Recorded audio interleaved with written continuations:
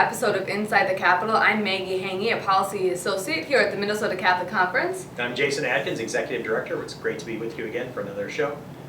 We have a lot going on, as always, over at the Capitol.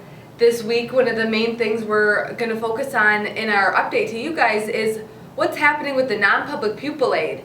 There's a new forecast out. It's showing a small surplus for the next 2 years for this current budget they're building, but then a deficit in the tails in years 2028 and 2029. So the legislators are busy trying to figure out what that means, trying to balance a budget. And we're focused on a few key pieces within that. We're expecting a revised governor's budget any day now, and that's going to tell us the fate of where he thinks non-public pupil aid should be.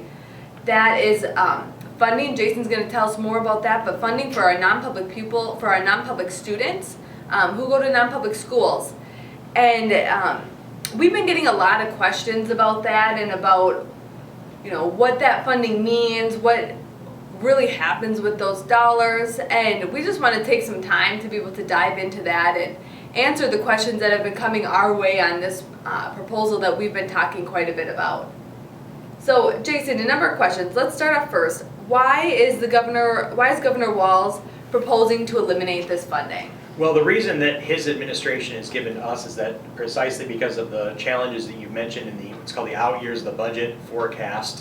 This year there's a projected surplus of about $450 million, but then in the next budget biennium there's a projected deficit of $6 billion. So he's saying, well, we have to start tightening our fiscal belts, and this is one place that we can cut. We think this is the wrong time for the state to back away from its 5-decade-long commitment to funding essential services for all kids, and that's really what this is that it's a basic funding mechanism for essential services that provides busing, transportation dollars, counseling, instructional aids, nursing services. So the state makes a commitment to funding essential services for all students, irrespective of school choice, and there's a lot of other things that we should be looking at cutting before defunding our kids, right, regardless regardless of their school choice. In the last biennium, there was an $18 billion surplus that was spent through, and the taxes were raised by $10 billion. So probably some fiscal irresponsibility in the last biennium, and this is the wrong place to start cutting in this biennium. We've had multi-billion-dollar deficits in the past when the budget was a fraction of the size of it is now, and this wasn't even on the table for cuts. These are bipartisan programs that, like I said, have been in law for 50 years. Right. Another question we've been getting actually a lot: should taxpayer money be used to support non-public schools when public schools are already underfunded? It's important to note that these are dollars that go to students and not right, schools. So again, we're funding essential services for all students, irrespective of school choice. So public education funding has risen steadily year after year after year, yet results are declining. So we need to say, well, we need to give more kids school choice. That's really the answer here. Right, and if parents choose to send their children to non-public schools, shouldn't they bear that financial responsibility rather than relying on public funds? So parents are taxpayers. I think that's the first thing to note, is they pay taxes not only to support the public school system, but then they have to pay on top of that, right, to afford the cost of private education. Again, the state made a commitment to supporting essential services for all students, irrespective of school choice. And so that's the important principle that's at stake here. These parents are making extraordinary sacrifices. They're taxpayers. They're paying for something that they're not even receiving the benefit from. Right. And you kind of touched on this one, but we got asked, does directing resources towards non-public schools weaken public education by diverting students and funding away from the public system? Again, these are dollars that fund students and not systems. And that's the basic principle of this. And so it's another pool of funds that's out there. It's a fund that funds all students, irrespective of school choice. So we shouldn't be looking at it as diverting funds from the public school system. Public education is the education of the public. It's not simply public school system.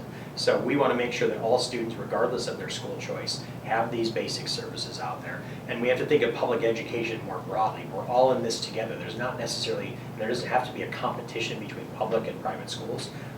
Parents just think that the private school system, or homeschooling for that matter, better serves their child's needs. We need to respect that. We need to welcome educational pluralism in our state and think more broadly about what public education is, simply than equating it with the public school system, which doesn't work for everyone. Kids are all different. Kids have unique needs. We shouldn't think that a one-size-fits-all system is the best for every kid. Right. I think that's a helpful distinction you just drew. And kind of along similar lines, is it fair for state resources to be allocated to students who voluntarily attend the non-public schools while the public schools serve all students regardless of background or ability?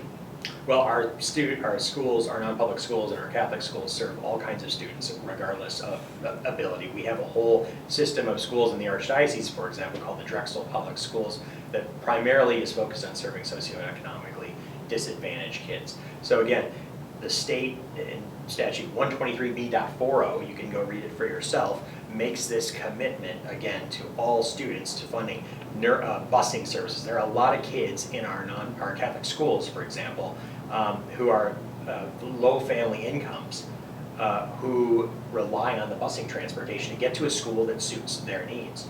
And so if you think about Aim Higher Foundation, their average scholarship, the family income for the scholarships they give out is about $36,000 in household income. That is not high. And so there are a lot of kids who need the great education provided by our Catholic schools, who are really supported by these instructional aids. And if those were to go away, it might put that school and that education out of their reach. So I think this is an economic justice issue, it's a civil rights issue, and it's the state respecting educational pluralism and the values and needs of different families and different kids.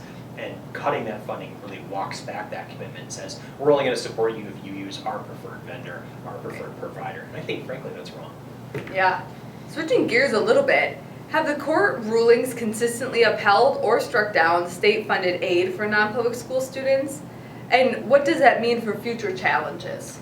These programs that, again, fund students and not systems, they've been upheld by the U.S. Supreme Court. They've been upheld twice by appellate courts in Minnesota. They are constitutionally bulletproof. Again, the key thing is if these are going to students, they're not going to fund religious education or religious schools. Right. And the last question that we got, what will it mean for non-public schools if this funding is eliminated? Well, I think if you look at the pool of funds, it's about $540 per student in the busing and the transportation category bucket, and then there's about $540 in the nursing, instructional aids, counseling bucket as well. Fortunately, there's actually bills being put forward by legislators, because this is not a popular proposal among senators or House of Representatives members, to actually increase the counseling dollars that go to the K-6. The counseling dollars only go from 7 to 12. We want to extend that to K-6.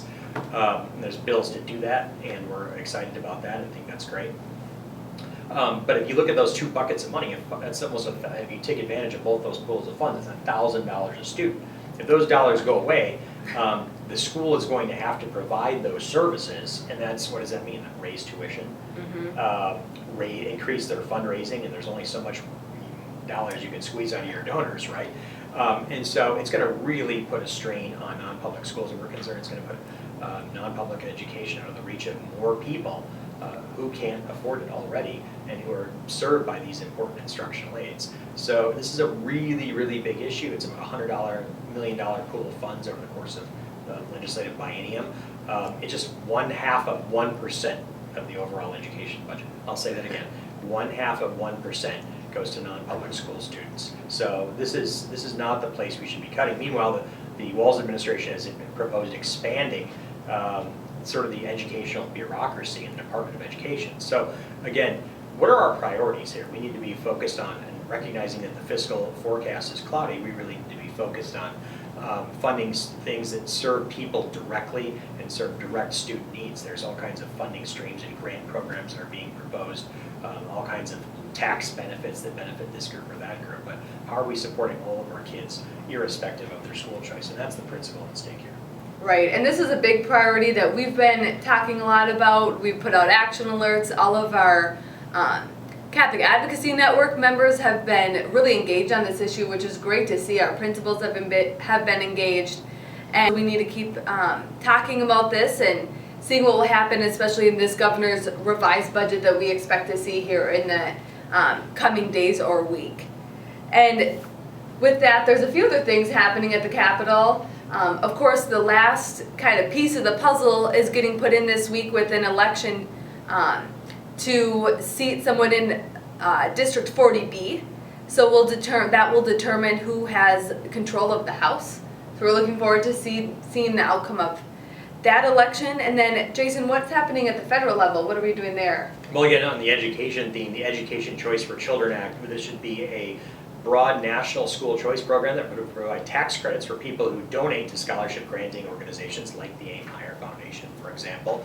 And with giving them a greater pool of funds will allow more kids to attend non-public schools. So we think, especially in a state where we've had trouble getting a broad school choice program passed, like they just did in Wyoming, like they just did in Idaho, for example, we need all the help we can get for our school students to give them more access to non-public schools. So this is a big issue. There's a real chance that we can get this passed at the federal level in the next reconciliation bill in Congress. And so we're asking people to go to the Catholic Advocacy Network and mncatholic.org and take action on the ECCA, which again we think is going to provide more access to quality non-public education for our students. And we're looking at reading levels and assessment levels. The NAEP scores and the MCA scores are not showing a promising education picture in Minnesota. We need to give people a ticket out. Again, there is not a necessary competition between public and private schools. If you like your public school, you can keep it. If you want an opportunity to get out, we should be providing those opportunities. To do so, the ECCA is just one piece of that puzzle. So again, we encourage people to take action at mncatholic.org. Thanks, Jason. There is, like we said, a lot going on at the Capitol. Our focus this week is waiting for that governor's budget, but also we were having lots of conversations about other bills.